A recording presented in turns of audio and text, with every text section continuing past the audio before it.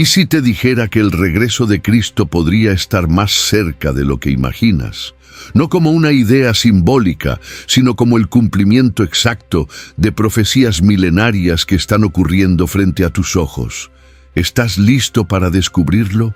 Porque los cielos hablarán, las naciones temblarán, y lo que fue escrito en Daniel, Mateo y Apocalipsis se alineará como piezas de un reloj divino.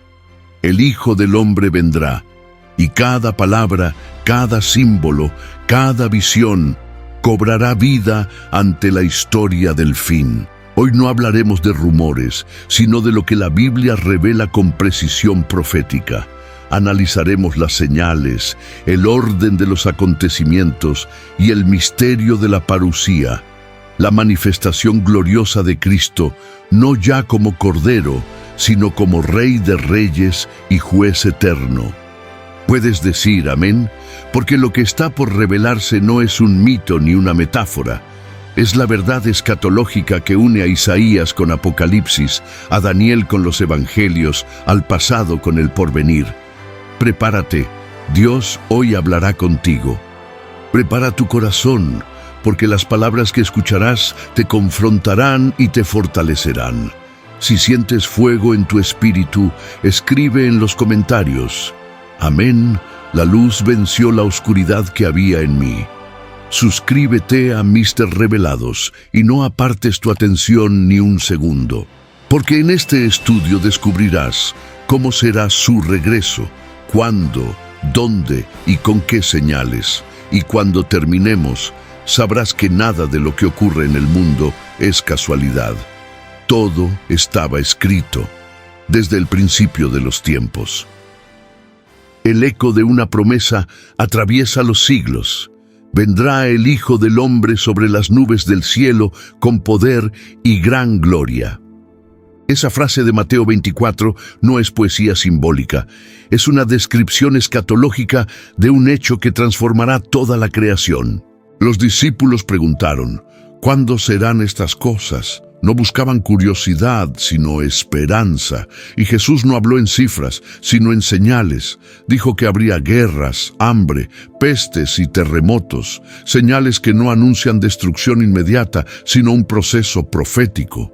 Daniel lo vio siglos antes: bestias que representaban imperios, un cuerno arrogante que desafía al Altísimo, y luego un tribunal celestial.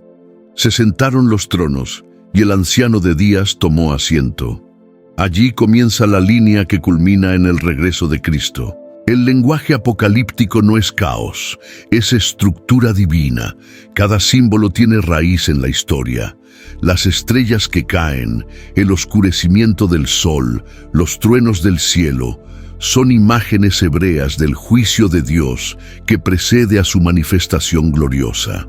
Hermenéuticamente, el término parousia no significa solo venida, sino presencia manifestada. Es el momento cuando el invisible se hace visible.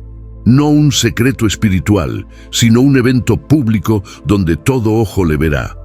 ¿Puedes decir amén? Las Escrituras comparan ese día con el relámpago que sale del oriente y se muestra hasta el occidente. La velocidad, el alcance y la inconfundible evidencia marcan su autenticidad. No será una visión privada, sino el clímax universal de la historia humana. Y mientras la eternidad resplandece en la visión del Apocalipsis, el Espíritu nos lleva a un estudio más profundo. Las palabras mismas que la Biblia usa para describir ese momento glorioso. Cada término es una joya con luz propia. El primer término clave es parousia, del griego parusía, que literalmente significa presencia, llegada real, manifestación visible de una autoridad. No es un simple regreso, es la irrupción del Rey en persona. En tiempos del Nuevo Testamento, parousia se usaba para describir la visita oficial de un emperador a una ciudad. Pablo toma esa imagen para mostrar que Cristo no regresa oculto, sino con majestad pública y soberana. Mateo 24:27 declara: porque como el relámpago que sale del oriente y se muestra hasta el occidente, así será la parousia del Hijo del Hombre. Aquí la palabra subraya una aparición global, luminosa, imposible de ocultar. Hermenéuticamente, parousia también implica permanencia. No solo viene, sino que permanece. Significa la llegada de alguien que se queda para reinar. Cristo no viene de paso, viene para establecer su reino eterno. El segundo término es epifaneia, epifania, traducido como manifestación gloriosa o revelación visible de lo divino. Es la raíz del concepto epifanía, la revelación de lo sagrado en forma perceptible. Pablo usa epifaneia en 2 de Timoteo 4:8, a todos los que aman su manifestación. Aquí el apóstol distingue la parousia, la llegada de la epifaneia, la aparición gloriosa. Son dos fases de un mismo evento. La epifaneia enfatiza el brillo, el esplendor. En el mundo griego clásico, describía la salida del sol sobre el horizonte o la aparición de un dios. En Cristo, esa imagen se cumple literalmente. La luz del mundo regresa para iluminar todo. El tercer término es apocalipsis, de donde viene apocalipsis. Significa revelar lo oculto, quitar el velo. No es destrucción sino revelación. Es la verdad divina manifestada sin filtros. En 1 Pedro 1:7 se dice, para que la prueba de vuestra fe sea hallada en alabanza cuando se manifieste, Apocalipsis, Jesucristo. El énfasis es la revelación plena del Cristo glorificado. Así, parousia habla de llegada, epifaneia de resplandor y apocalipsis de revelación.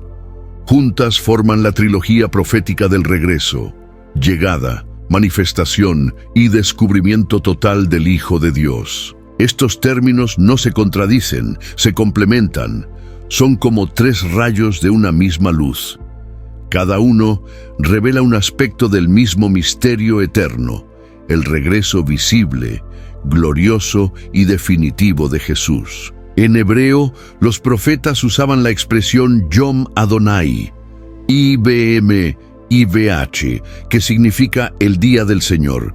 No un día de 24 horas, sino una era divina en la que Dios interviene directamente en la historia humana. Isaías, Joel, Amós y Sofonías anuncian ese día como tiempo de juicio y salvación. El día de Jehová está cercano, día de tinieblas y oscuridad. Pero también, para vosotros que teméis mi nombre, nacerá el sol de justicia. El Yom Adonai no es solo juicio, sino purificación. Es el fuego que limpia, el amanecer que destruye la noche. En su raíz hebrea, Yom implica no solo tiempo, sino manifestación de propósito.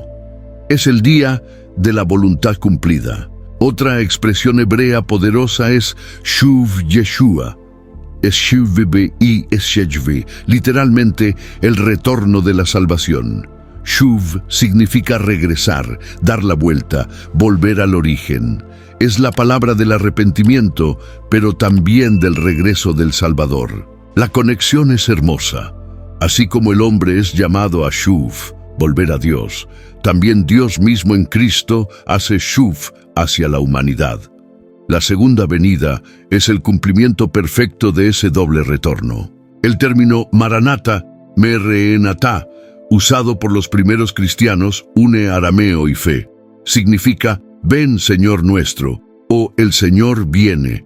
Era saludo, oración y profecía a la vez. Cada vez que los creyentes se encontraban, decían «Maranatha». Era una declaración de esperanza constante. No sabían el día ni la hora, pero vivían como si fuera hoy. Esa es la verdadera espiritualidad escatológica. La palabra Maranatha aparece en 1 Corintios 16:22. Pablo la deja en arameo, sin traducir, para mantener su fuerza emocional y profética. Es el clamor del alma que espera al Rey. En el griego del Nuevo Testamento también aparece el verbo erchomai, érjome, venir, avanzar, acercarse. Jesús lo usa en Apocalipsis. He aquí, vengo pronto. No dice vendré, sino vengo. es presente continuo. Esa forma verbal revela algo profundo. Cristo no solo vendrá en el futuro, ya está viniendo. Su regreso es un proceso que atraviesa el tiempo. Él viene en cada generación, en cada alma que lo recibe. Teológicamente, el vengo pronto no significa en poco tiempo cronológico, sino sin demora profética. En el kairos divino, todo está preparado. El reloj de Dios no marca segundos, marca propósito cumplido. Otra palabra crucial es faneró, usada para manifestar, hacer visible lo invisible. Juan la usa en 1 Juan 3:2. Cuando Él se manifieste, fanerote, seremos semejantes a Él. Aquí la hermenéutica conecta la manifestación de Cristo con la transformación del creyente. No solo Él se revela, sino que nosotros somos revelados con Él. La parousia no es un evento ajeno, es la glorificación compartida. En el Antiguo Testamento, el concepto paralelo es Kabod Adonai, K-H-E-B-D I-A-V-H, la gloria de Dios. Literalmente, el peso o la sustancia de su presencia. Cuando esa gloria llenaba el templo, los sacerdotes no podían permanecer en pie. En la segunda venida, esa misma Kabod cubrirá la tierra como las aguas cubren el mar. Es la materialización visible de lo invisible. La gloria que antes moraba en un tabernáculo, ahora llenará toda la creación. La teología escatológica nos muestra así que la segunda venida no es un solo acto, sino un proceso cósmico. Es el descenso de la gloria, la manifestación de la luz, el cumplimiento del Maranatha en tiempo eterno. Los padres de la Iglesia lo entendieron así. Justino Mártir escribió: aquel que vino en humildad vendrá en majestad, el que fue juzgado vendrá a juzgar. Cada palabra griega del Evangelio contiene ese eco profético. Ireneo habló de la recapitulatio, la recapitulación de todas las cosas en Cristo.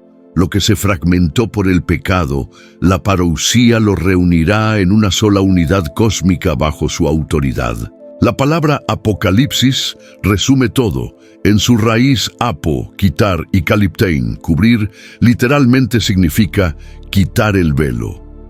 En la segunda venida, todo velo cae, el del cielo, el del tiempo, el del corazón humano.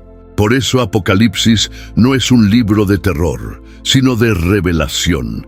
Muestra al Cristo glorificado y victorioso, al Rey que gobierna incluso en medio del caos. Su fin no es destrucción, sino restauración. Las profecías hebreas, los evangelios griegos y las cartas apostólicas convergen en un solo punto. El retorno de Cristo es la revelación suprema del amor y la justicia divinos. No hay contradicción, hay plenitud. Cuando Jesús dijo, «He aquí, yo vengo pronto», usó la palabra tachu, tají, que significa repentinamente, sin advertencia previa. No habla de impaciencia, sino de inmediatez del acto, cuando llegue la hora exacta. Eso significa que la segunda venida no será lenta ni progresiva, será repentina, inconfundible, gloriosa, como el rayo, como la trompeta, como el sol rompiendo la oscuridad. La escatología bíblica enseña que el lenguaje profético usa estos términos no como poesía, sino como precisión espiritual. Cada palabra elegida por el Espíritu Santo lleva un peso eterno.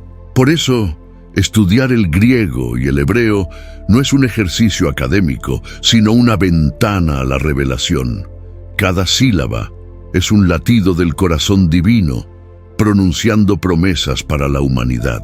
En resumen, parousia es la llegada real, epifaneia el resplandor glorioso, apocalipsis la revelación final, Yom Adonai el día de intervención divina. Maranatha, la esperanza que clama, Shuv Yeshua, el retorno del Salvador. Cada término es una faceta de una misma joya celestial. Cuando esa joya brille sobre el mundo, todo ojo lo verá. No quedará duda, no habrá más preguntas, solo adoración. Y así, el lenguaje humano se arrodilla ante la palabra encarnada, porque el verbo que habló en griego, hebreo y arameo volverá a hablar en gloria, y su voz resonará como muchas aguas sobre la nueva creación. Puedes decir amén. Si esto toca tu espíritu, escribe Maranata en los comentarios, porque el estudio no es teoría, es preparación. Cristo no tardará. Cada palabra profética es una cuenta regresiva celestial. Suscríbete a Mister Revelados, comparte esta enseñanza y mantente atento, porque lo que sigue será aún más profundo. El significado del reino eterno y la transformación final del alma redimida. La palabra venida que usamos hoy proviene del griego parusía, que aparece más de 24 veces en el Nuevo Testamento. No significa solo llegada, sino presencia manifiesta del Rey. No es una visita breve, es un reinado que permanece. En el mundo helenístico, parousia se usaba para describir la entrada triunfal de un emperador en una ciudad. Los ciudadanos salían a recibirlo y luego volvían con él para celebrar su victoria. Así será el regreso de Cristo, un triunfo celestial, no una aparición fugaz. En 1 Tesalonicenses 4:16, Pablo usa esa palabra, porque el Señor mismo descenderá del cielo. No dice que vendrá simbólicamente. En griego, el verbo katabesetai significa literalmente descender con autoridad, implicando movimiento físico y soberano. Otra palabra esencial es epifaneia, traducida como manifestación gloriosa. En griego deriva de epi, sobre, y faino, brillar. Describe el momento en que una luz oculta estalla con fuerza irresistible. Es la revelación visible del poder divino. En Tito 2:13, Pablo la usa así: aguardando la bienaventurada esperanza y la manifestación de la gloria de nuestro gran Dios y Salvador Jesucristo. Aquí, Epifania no es un destello pasajero, sino un resplandor continuo y absoluto que llena el cosmos. También encontramos Apocalipsis, que significa revelación o descubrimiento de lo oculto. No se trata de catástrofe, como muchos creen. En griego, Apocalipsis viene de apo, quitar, y calipto, cubrir. Cristo se revela al quitar el velo que oculta su gloria. Por eso el libro del Apocalipsis comienza así: revelación de Jesucristo, es decir, el momento en que el universo verá sin filtro lo que el tiempo apenas insinuó. La segunda venida no es un secreto, es una exposición total de su majestad. En hebreo, los profetas usaron términos equivalentes. Isaías habló del Yom Yahweh, el día del Señor. Yom no solo se refiere a un día cronológico, sino a una era de juicio y restauración divina, un punto de inflexión en la historia cósmica. El Yom Yahweh de los profetas y la parusía de los apóstoles son dos caras de la misma promesa, el momento donde el cielo invade la tierra. Es la fusión entre lo temporal y lo eterno, el fin del dominio humano, el inicio del reinado divino. Otra expresión clave en hebreo es Bo Yeshua, Él viene, o ven Yeshua, una exclamación mesiánica usada en oraciones antiguas. No era una frase pasiva, era un clamor activo, una invocación ardiente de fe y esperanza. El término parousia también implica reciprocidad. En la tradición grecorromana, cuando el rey llegaba, el pueblo debía salir a su encuentro. En 1 Tesalonicenses 4:17, Pablo usa esa misma imagen: seremos arrebatados para recibir al Señor en el aire. El verbo apantesis usado aquí era un término técnico para salir al encuentro de un dignatario. Los creyentes no suben para escapar del mundo, sino para recibir al Rey y acompañarlo en su entrada triunfal sobre la tierra renovada. Por eso Jesús dijo: «Vendré otra vez y os tomaré a mí mismo». En griego, paralempsomai significa tomar en compañía, no llevarse lejos. El contexto apunta a una unión definitiva, no a una huida. Es la boda del Cordero, no una evacuación. La hermenéutica bíblica enseña que cada palabra fue inspirada con precisión divina. Parusía, epifaneia y apocalipsis no son sinónimos. Son tres etapas de una misma realidad. Primero la presencia, luego la manifestación y finalmente la revelación total. Cristo no vendrá tres veces. Es una única venida en tres dimensiones progresivas de gloria. La presencia, parusía, anuncia su llegada. La manifestación, epifaneia, ilumina a los suyos. La revelación, apocalipsis, expone su dominio a todo el universo. Pedro, en su segunda carta, habla de la presencia de su venida, te parousia autou. Es una forma de decir que la atmósfera del mundo cambiará antes de su aparición visible. La creación sentirá primero la vibración espiritual del Rey que se acerca. Jesús mismo lo explicó en Mateo 24:27, porque como el relámpago que sale del oriente y se muestra hasta el occidente, así será la venida del Hijo del Hombre. En griego, phainetai significa resplandecer de manera visible e inevitable. La teología escatológica ve este evento no como una metáfora, sino como una intervención real del Creador en la historia humana. El universo, al ser moral, exige justicia, y la parusía es el acto final donde esa justicia divina se manifiesta plenamente. El término hebreo mishpat, usado para juicio, no implica venganza, sino restauración del orden divino. Cristo no viene a destruir, viene a restaurar. El fuego de su gloria purifica lo que la corrupción del pecado deformó. Los padres de la Iglesia lo entendieron así. Ignacio de Antioquía escribió: «La parusía no será invisible, porque aquel que fue visto crucificado será visto glorificado. La misma carne que sufrió será la carne que brille sobre los siglos». Tertuliano añadió: «Así como el Cristo vino una vez en humildad, vendrá en majestad para consumar lo que comenzó». Es el mismo Hijo del Hombre de Daniel 7, que se presenta ante el Anciano de Días y recibe un reino eterno que no será destruido. La escatología bíblica no es miedo, es esperanza. No es el fin del mundo, es el principio del reino.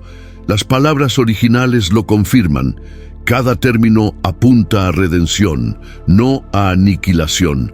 La parousia no apaga la luz, la extiende hasta el infinito. Por eso el mensaje de los profetas, los apóstoles y los santos converge en una sola frase: Cristo viene, y en cada lengua esa verdad resuena con poder. En griego, erchetai Kyrios, en hebreo, bo Yeshua, en arameo, Maranatá. Tres idiomas, una promesa. Tres pueblos, un mismo anhelo. Desde Abraham hasta Juan, la historia ha estado empujando hacia ese momento. La unión final entre el cielo y la tierra bajo un solo rey, el Cordero de Dios. Y cuando escuchemos su voz, no será sonido, será esencia. No será un eco en el aire, será una vibración en el alma. El universo entero se alineará al compás de su retorno. Cada átomo reconocerá al que lo creó. La parusía será la respuesta a cada injusticia. La epifaneia será la cura de toda oscuridad. Y la apocalipsis será el amanecer eterno. El mismo verbo se hará luz. El mismo amor se hará trono. El mismo nombre será todo en todos. Y ahora entiendes que no es solo una profecía, es un pacto. Las palabras originales no son conceptos teológicos, son latidos de eternidad. Cada sílaba pronunciada en griego o hebreo es una promesa firmada con sangre divina. Por eso, cada vez que lees Cristo viene, el cielo tiembla y el infierno retrocede. No es una frase poética, es una orden cósmica en ejecución. La profecía no está esperando cumplirse, ya está marchando hacia su clímax inevitable. El sonido de su nombre es más poderoso que cualquier ejército. Yeshua, en hebreo, significa Yahweh salva. Cuando el cielo pronuncie ese nombre una vez más, el universo entero sabrá que la redención se ha consumado. El lenguaje original de la Biblia no adorna la profecía, la revela. La parusía es presencia, la epifaneia es luz, la apocalipsis es revelación. 3 palabras que explican todo el plan de Dios desde Génesis hasta Apocalipsis. Cada una abre una puerta, cada una enciende una lámpara, cada una promete que lo visible y lo invisible volverán a ser uno. Ese es el misterio que Pablo llamó la plenitud de los tiempos. Y ese tiempo está a punto de cumplirse. Cuando escuches, «He aquí viene con las nubes», recuerda, en griego, Erchetai está en tiempo presente continuo. Significa viene y sigue viniendo. No es un futuro lejano, es un proceso activo. Cristo ya se está acercando. Su gloria avanza como amanecer. El mundo siente el temblor de su paso, aunque muchos no lo perciben aún. Las naciones se agitan, los cielos se preparan, los ángeles ajustan sus trompetas. La profecía respira, el reino se aproxima. Y cada palabra antigua se cumple con precisión. Ni una tilde, ni una letra pasará sin que se cumpla todo. Porque el lenguaje del cielo no falla, y la promesa del Verbo eterno no puede mentir. Pablo lo explicó a los tesalonicenses. El Señor mismo descenderá del cielo con voz de mando, con voz de arcángel y con trompeta de Dios.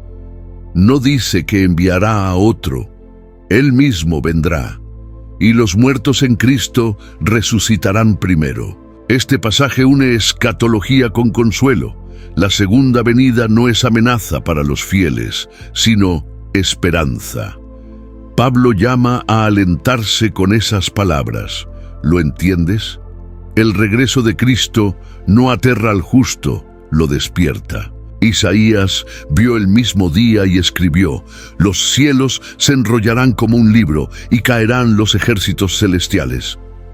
No lo dijo para asustar, sino para revelar el poder del Dios que ordena el cosmos. Cada profeta vio fragmentos del mismo evento final. El Antiguo Testamento prepara el camino y el Nuevo lo confirma. Hermenéuticamente, la Biblia se interpreta a sí misma. No hay contradicción entre Daniel y Apocalipsis, entre Isaías y Mateo. Todo converge en una única revelación. Cristo regresa. El mundo moderno, lleno de incredulidad, repite la burla de Pedro. ¿Dónde está la promesa de su venida? Pero Pedro responde: el Señor no retarda su promesa, sino que es paciente, no queriendo que ninguno perezca. Su aparente demora es misericordia. Cada generación ha tenido sus señales: guerras mundiales, pestes, terremotos, apostasías. Pero Jesús dijo que esos eran principios de dolores, no señales del fin inmediato, sino advertencias para despertar a la vigilancia. Por eso dijo: velad, porque no sabéis el día ni la hora. El propósito del misterio no es confundir, sino purificar. Si supiéramos la fecha exacta, muchos esperarían para arrepentirse. El desconocimiento mantiene la fe viva y la lámpara encendida. Las parábolas del reino, las 10 vírgenes, los talentos, no predicen el cuándo, sino el cómo prepararse. El aceite simboliza la comunión con el Espíritu Santo, sin la cual nadie puede resistir la oscuridad previa a su aparición gloriosa. Jesús profetizó también un tiempo de engaño espiritual. Se levantarán falsos cristos. Hoy abundan doctrinas que niegan su regreso literal, pero la Escritura dice que vendrá igual como se fue, visible, corporal, glorioso. Los ángeles lo anunciaron en Hechos 1:11. Daniel vio tronos y libros abiertos. Juan vio el mismo escenario en Apocalipsis 20. distintos siglos, un mismo mensaje. La coherencia interna de la Biblia demuestra que el regreso de Cristo no es mito, sino el cierre teológico de la redención. Históricamente, la iglesia primitiva vivía con esa esperanza.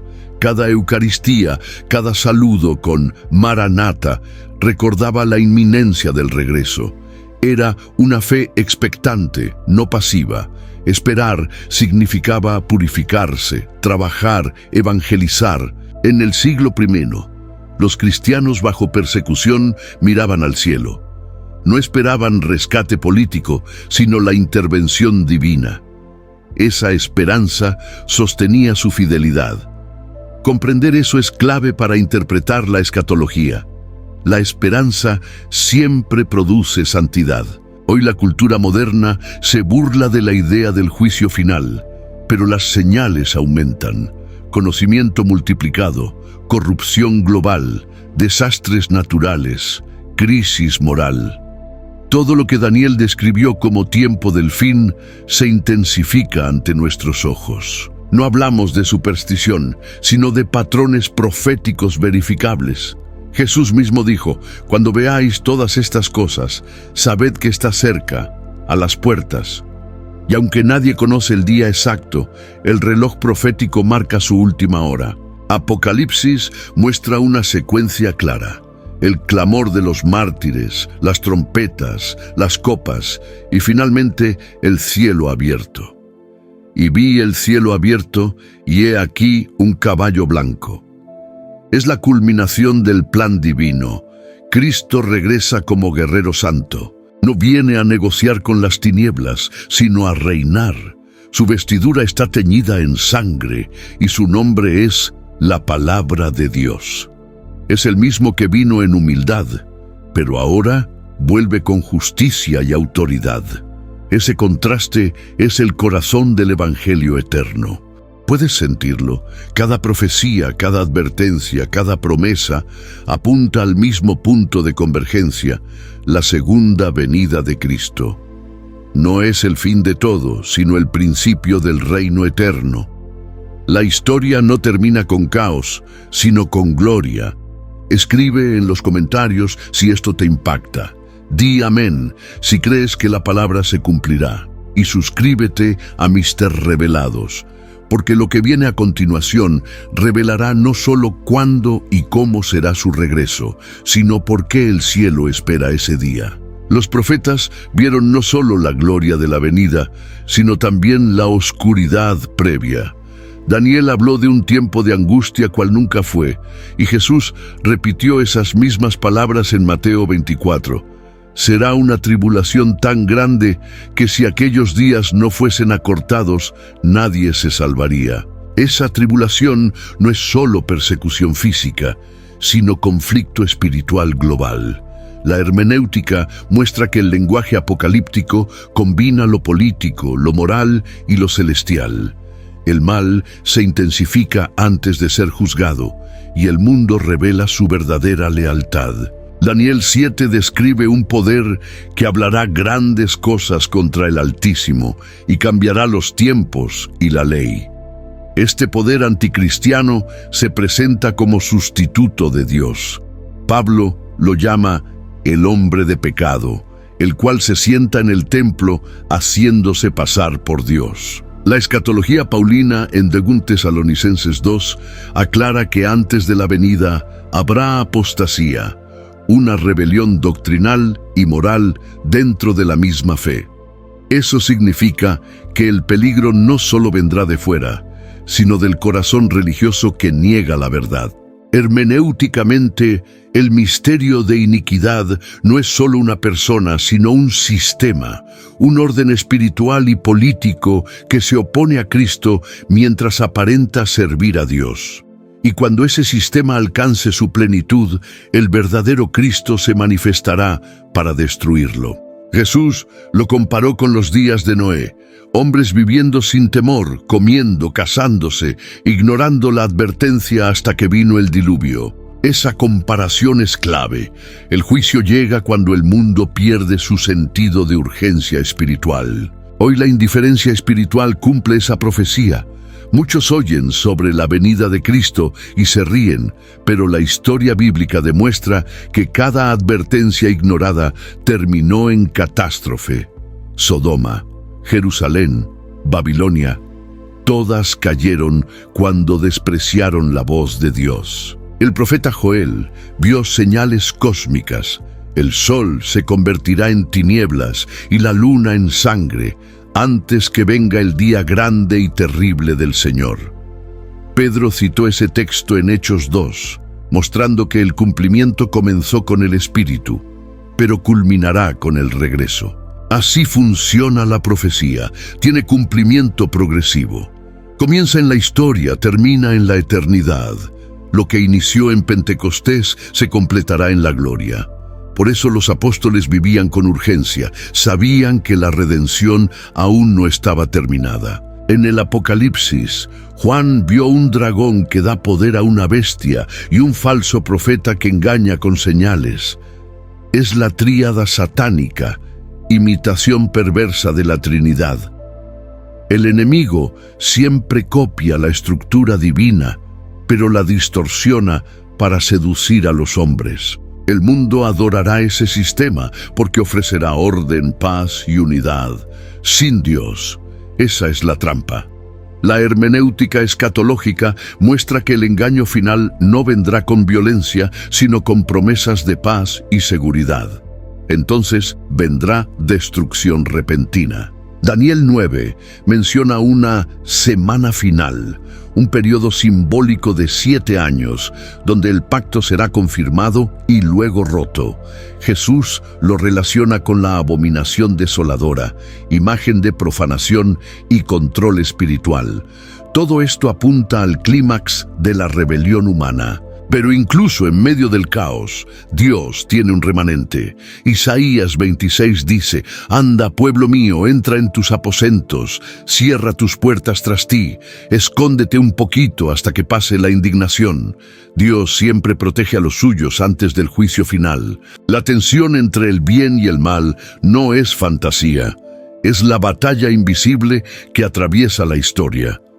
Efesios 6 la describe como lucha contra principados y potestades. Esa guerra espiritual alcanzará su punto máximo justo antes de la aparición gloriosa del Hijo. Jesús dijo que cuando estas cosas comiencen a suceder, levantemos nuestras cabezas, porque nuestra redención se acerca. Ese mandato es esperanza activa, mirar hacia arriba cuando todo cae alrededor. ¿Puedes decir amén? Es la fe que vence el miedo. La tribulación no tiene la última palabra. En medio de la oscuridad se encenderá la luz más pura. Los santos serán purificados como el oro en el fuego. Daniel 12:10 lo dice: «Los entendidos comprenderán».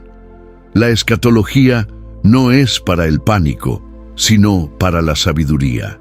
Cada juicio divino en la historia apunta a la justicia final. El diluvio, Egipto, Babilonia, Roma, todos son ecos del gran día del Señor. Y así como Dios libró a Noé, a Lot y a Israel, también librará a su pueblo cuando el Hijo venga con poder. Hermenéuticamente, la justicia de Dios es siempre restauradora. La ira divina no es venganza, sino corrección. Por eso Apocalipsis muestra copas y trompetas, pero al final un cielo nuevo y una tierra nueva. El juicio prepara el terreno para la renovación. La historia entera se mueve hacia esa meta. Cada crisis, cada siglo, cada dolor acelera el plan eterno. La paciencia de Dios no es demora, es misericordia, pero llegará el punto en que el tiempo se acabe. El ángel juró que no habrá más demora. Y en ese instante, los cielos se abrirán. Cristo no vendrá oculto ni simbólicamente, vendrá visible, audible y glorioso. Los muertos en Cristo resucitarán y los vivos serán transformados. El tiempo se detendrá, la eternidad irrumpirá. ¿Lo puedes imaginar? El sonido de trompetas, el resplandor del cielo, el grito del arcángel y la voz que dice: «He aquí el Cordero de Dios que vuelve como Rey». Los reinos del mundo caerán y todo ojo le verá. Ese día se acerca. más de lo que crees. Por eso este mensaje no es de miedo, sino de preparación. Es tiempo de examinar el corazón, de reconciliarse con Dios. No esperes señales espectaculares. Las verdaderas ya están frente a ti. El amor enfriado, la verdad despreciada, la fe burlada. Escribe en los comentarios si estás vigilante. Declara con fe: Señor, espero tu venida. Y si aún no lo has hecho, suscríbete a Misterios Revelados para seguir este estudio, porque lo que viene en la siguiente parte te estremecerá.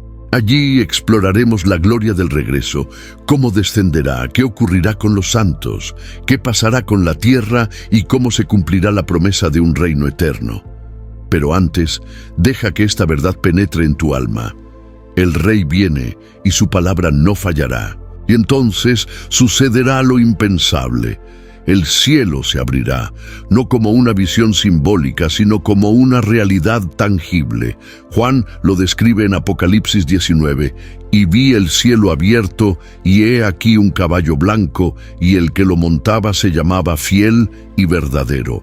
Ese momento no pertenece a la fantasía, es la respuesta al clamor de siglos. Ven, Señor Jesús. Los profetas lo anticiparon, los mártires lo esperaron, los ángeles lo anunciaron. Todo converge en una sola escena, el regreso del Cordero convertido en león. Su venida no será silenciosa. El mismo Jesús dijo que sería como el relámpago que cruza el cielo.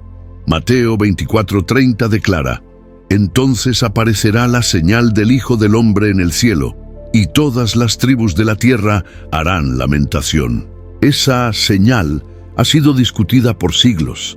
Hermenéuticamente puede referirse a la gloria visible del mismo Cristo, al resplandor que llena el firmamento, o incluso a la manifestación de la cruz en los cielos como testimonio universal. Pero todos coinciden: será inconfundible. Los cielos se estremecerán, las montañas temblarán, el sonido de trompetas romperá la atmósfera. No será un acontecimiento espiritual invisible, sino una aparición literal y majestuosa.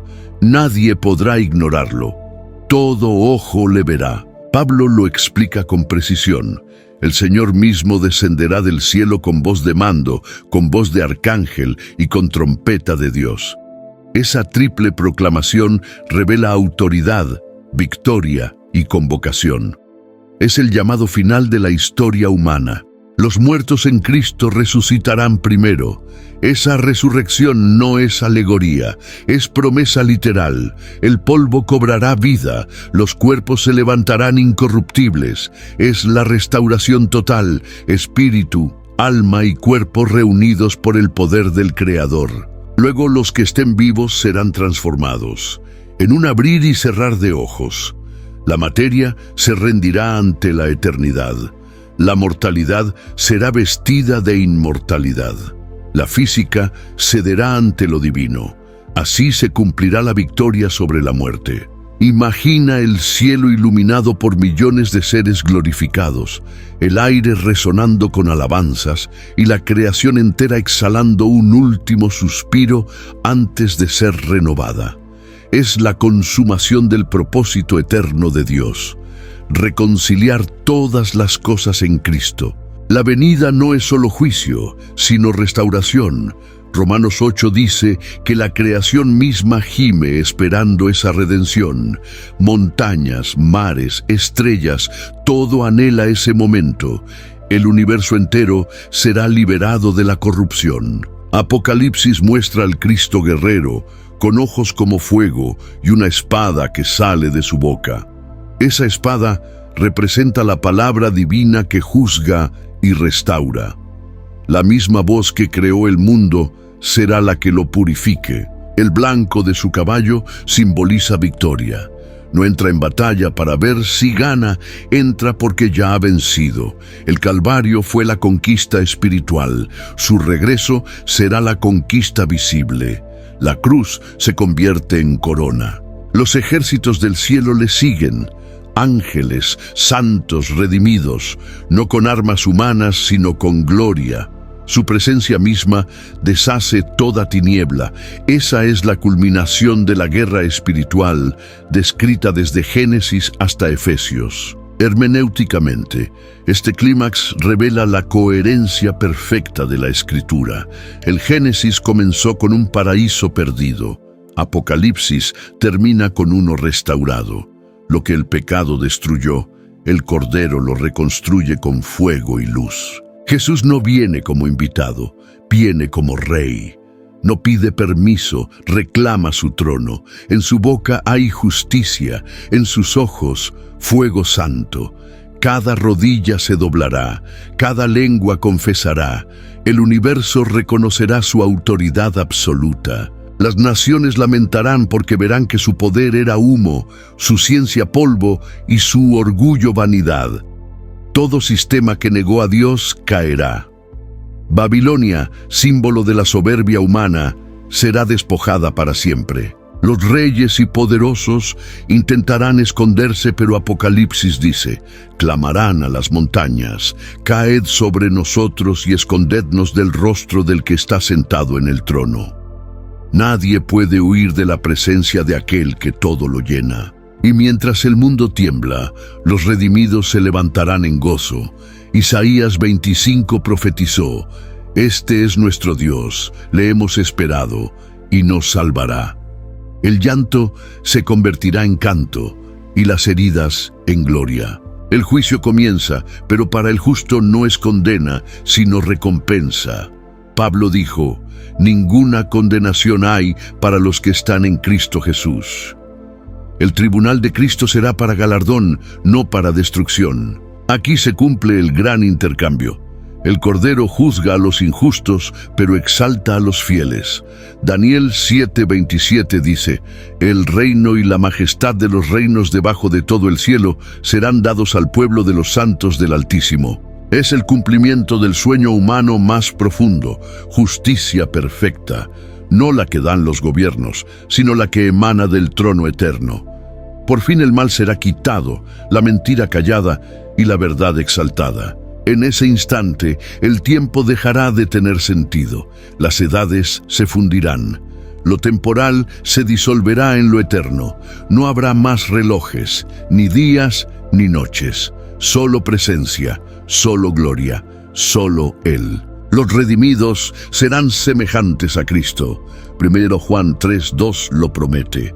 Cuando Él se manifieste, seremos semejantes a Él, porque le veremos tal como Él es.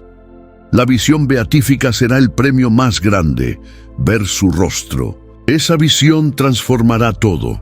Ya no habrá llanto, ni muerte, ni dolor. Lo antiguo habrá pasado, lo imperfecto se habrá deshecho. La historia de la caída humana terminará en restauración divina. Y entonces el cielo y la tierra se unirán. Apocalipsis 21 lo revela: vi un cielo nuevo y una tierra nueva. No otra creación, sino esta misma purificada. La ciudad santa descenderá. Dios morará con los hombres. Escribe en los comentarios: yo espero ese día. Si estas palabras tocan tu espíritu, di amén. Suscríbete a Misterios Revelados y comparte este mensaje, porque lo que sigue te llevará aún más allá. El juicio de las naciones, el reino milenial y el amanecer de la eternidad. Y cuando la gloria del Hijo del Hombre ilumine la tierra, comenzará una nueva fase del plan eterno, el juicio de las naciones. Mateo 25 lo describe con precisión. Cuando el Hijo del Hombre venga en su gloria, entonces se sentará en su trono glorioso. Toda humanidad será convocada. No habrá rincón oculto ni nombre olvidado. Las naciones comparecerán ante Él, no como pueblos abstractos, sino como civilizaciones que escribieron su historia frente al cielo. Los justos serán colocados a su derecha, los injustos a su izquierda, no por religión, sino por relación, no por apariencias, sino por frutos. Jesús juzgará lo invisible, las intenciones, los actos de amor, la compasión hacia el necesitado. El que a vosotros recibe, a mí me recibe.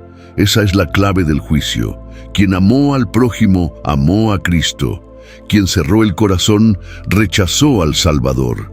En ese tribunal no habrá excusas, solo verdad desnuda. Los reinos caerán, los poderosos temblarán y los humildes serán exaltados. El eco del Magnificat de María resonará. Derribó a los poderosos de sus tronos y exaltó a los humildes. Dios hará justicia con balanza divina, y cuando el juicio concluya, comenzará el reino milenial. Apocalipsis 20 lo anuncia con claridad. Y vi tronos, y se sentaron sobre ellos los que recibieron facultad de juzgar. Cristo reinará 1000 años sobre una tierra restaurada. Ese milenio no es simbólico, es literal, profético, mesiánico. Representa el cumplimiento de las promesas dadas a Abraham, David e Israel. La creación conocerá por fin lo que Adán perdió, un mundo gobernado por Dios mismo. Isaías lo vio siglos antes. El lobo morará con el cordero y el leopardo con el cabrito. Es la paz ecológica, espiritual y universal. El Edén restaurado. La justicia caminando entre los hombres. Jerusalén será el centro del gobierno divino. Zacarías 14 declara: de Sión saldrá la ley y de Jerusalén la palabra de Jehová. Las naciones subirán a adorar al Rey. Los instrumentos de guerra se convertirán en herramientas de vida. Durante 1000 años, Satanás será atado. No podrá engañar a las naciones. Será el tiempo de la verdadera paz, no impuesta por armas, sino emanada del trono del Cordero. Por fin, la tierra respirará justicia. Los redimidos reinarán junto a Cristo. Pablo lo afirmó en 2 Timoteo 2:12, si sufrimos, también reinaremos con él. Ese reinado no es simbólico, es participación activa en la administración del reino eterno. La hermenéutica revela aquí una continuidad. Dios siempre quiso un pueblo que refleje su gloria en la tierra. El milenio es la consumación de ese propósito, la humanidad redimida gobernando en comunión con su Creador. Habrá ciudades, música, cultura, ciencia y arte, pero todo bajo la santidad del Rey. Lo que hoy conocemos como corrupción será reemplazado por pureza. La sabiduría celestial guiará cada decisión. Pero al final de los 1000 años, dice Apocalipsis, Satanás será suelto por un poco de tiempo. Y aquí se revela el misterio. Aún en un mundo perfecto, el corazón humano sin regenerar puede rebelarse. Esa última rebelión mostrará la justicia de Dios. No quedará duda de que el mal no proviene del ambiente, sino del alma que rehúsa rendirse al Creador. El fuego descenderá del cielo y consumirá toda oposición. Luego vendrá el juicio del gran trono blanco. Apocalipsis 20:11 lo describe. Y vi un gran trono blanco, y al que estaba sentado en él, de delante del cual huyeron la tierra y el cielo. La creación se estremece ante la santidad pura. Los libros serán abiertos. No hay archivo perdido, ni secreto oculto. Todo acto, palabra y pensamiento será revelado. Cada vida será medida según la verdad eterna. Nadie podrá decir, no sabía. Y otro libro será abierto, el libro de la vida. Quienes estén inscritos en él entrarán a la eternidad gloriosa. Los que no, serán separados. Es el momento más solemne del universo, la decisión final del alma. El lago de fuego no es metáfora poética, es la separación absoluta de Dios. La muerte segunda, no creada para el hombre, sino para el diablo y sus ángeles. Pero quienes rechacen la redención compartirán su destino. Sin embargo, antes del cierre definitivo, el cielo será renovado. Juan exclamó, vi un cielo nuevo y una tierra nueva. El término griego kainos no significa otro, sino renovado, purificado, transformado por fuego. Pedro lo confirma. Los elementos ardiendo serán deshechos. Es la purificación cósmica, la eliminación total del pecado, la reestructuración de la materia bajo la gloria de Dios.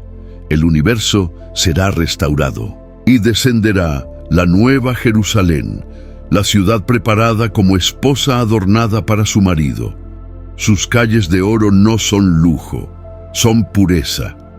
El oro refinado simboliza la transparencia de la santidad eterna. Allí no habrá templo, porque el Señor mismo será su templo. No habrá sol, porque el Cordero será su lumbrera. La eternidad comenzará con una sola melodía. Santo, santo, santo es el Señor Dios Todopoderoso. Los redimidos vivirán sin límite, sin pecado, sin tiempo. Comerán del árbol de la vida y beberán del río de cristal. Cada día será adoración, cada respiración, gloria. El cielo no será aburrido, será la plenitud del propósito. Y aquí la escatología se une con la hermenéutica. Todo lo anunciado se cumple con exactitud. Ninguna palabra cae al suelo. Lo que comenzó en Génesis 1:1 termina en Apocalipsis 22:21. La gracia sea con todos vosotros. Amén. Hermano, hermana, si estás oyendo esto, no lo tomes como historia distante. Es profecía viva. Cristo viene y su reino está cerca. El tiempo de decidir es ahora, no mañana, no después. Hoy. Escribe en los comentarios: yo quiero estar en el libro de la vida. Si esto toca tu corazón, di amén.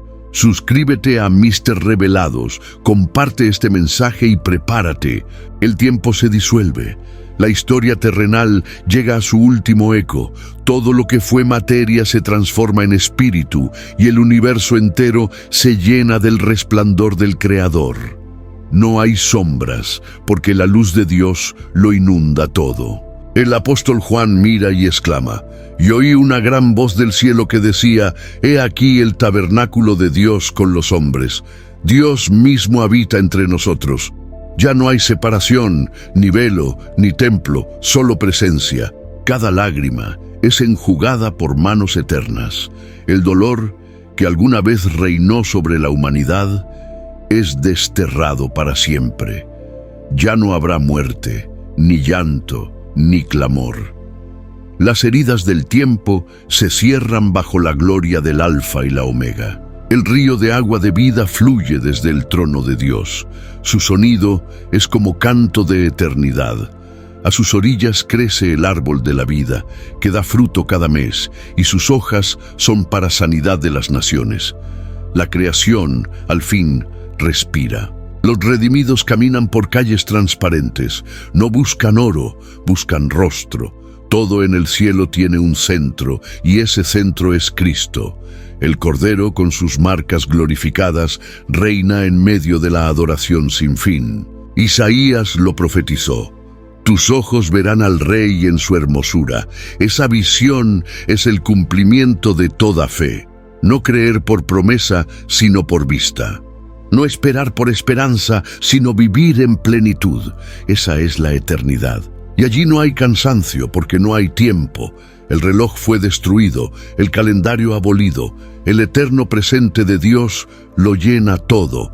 Cada instante es ahora, y ese ahora es perfecto, inmutable, sin fin. La adoración no será un ritual, será nuestra esencia. Seremos templo y melodía. Las voces de millones se unirán como una sola ola de amor. Ningún coro en la tierra ha sonado así. Es el sonido del cielo respirando. El lenguaje humano se queda corto. La teología terrenal apenas roza el misterio. Pablo dijo: ni ojo vio, ni oído oyó, ni ha subido al corazón del hombre lo que Dios preparó para los que le aman. Ese misterio ahora es realidad. Y en ese esplendor el Cordero se levanta y declara: he aquí yo hago nuevas todas las cosas. Esa frase, en griego kainá panta poió, significa transformo todo lo que existe. No reemplaza, renueva. La creación renace desde su raíz. Los redimidos reinarán con él por los siglos de los siglos, no como súbditos, sino como herederos. La eternidad será una historia escrita junto a Dios. Cada alma tendrá propósito, misión y gloria. La luz del rostro de Cristo será el sol del universo. Su palabra será la ley, su amor, la atmósfera. su presencia la esencia misma de la existencia. No habrá rincón donde no resuene su nombre.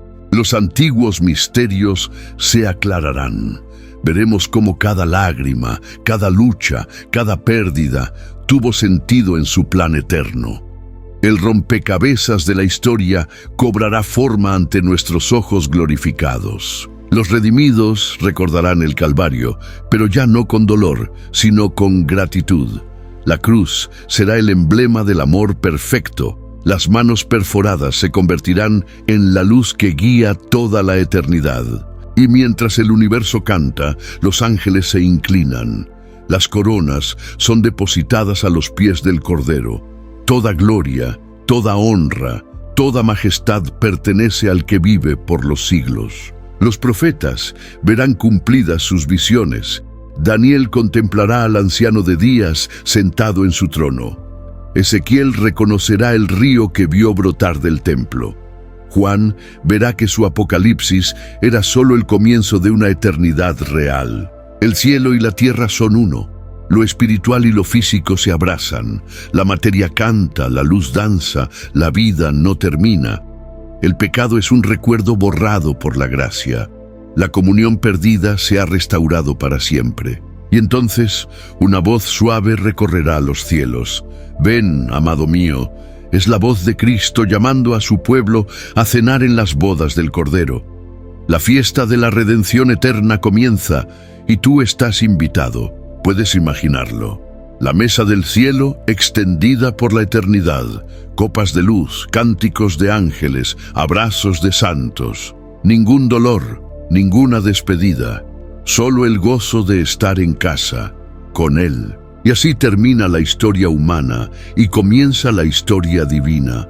Un cielo nuevo, una tierra nueva, un corazón renovado, el plan perfecto de Dios cumplido hasta la última letra. La eternidad tiene nombre, Jesucristo. Amigo, si estas palabras estremecen tu espíritu, no las ignores. El que prometió volver, lo hará. Prepárate, limpia tu corazón, abre tus ojos. Cristo viene pronto, y esta vez viene para reinar. Escribe en los comentarios, yo espero a Cristo. Decláralo con fe. Suscríbete a Mr. Revelados. Comparte este mensaje para que otros despierten y digan amén. Porque el fin no es tragedia, es gloria. Y cuando todo haya sido revelado, cuando los cielos se abran y el Cordero resplandezca, solo una voz llenará el universo. A Él sea la gloria, el honor y el poder por los siglos de los siglos. Amén.